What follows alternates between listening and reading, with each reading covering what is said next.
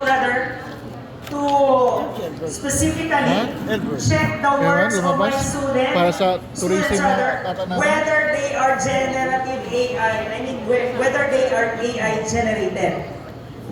So you can check the works of the students, whether their composition, their essay is AI generated.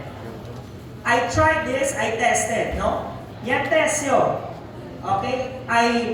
I personally input my own composition and it appeared zero el quantisuyo.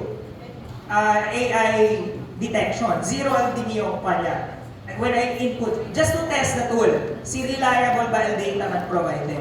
And I had siguro mga 5 compositions, 5 original compositions, I input here in Killbot just to test the reliability. And to my surprise, zero right click.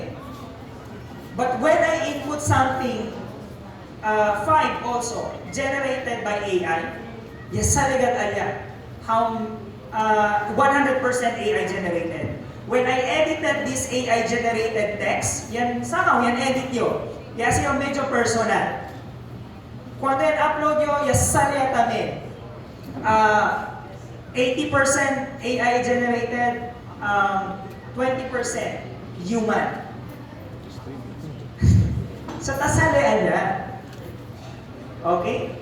So, I don't know if there are already available research papers that tested the reliability of this tool. I have not checked yet. I personally did that investigation for my own consumption. Whether or not to use this tool in my class to check the works of my students. So, si Tadalya assignment to my students, I asked them to, okay, upload in Google Drive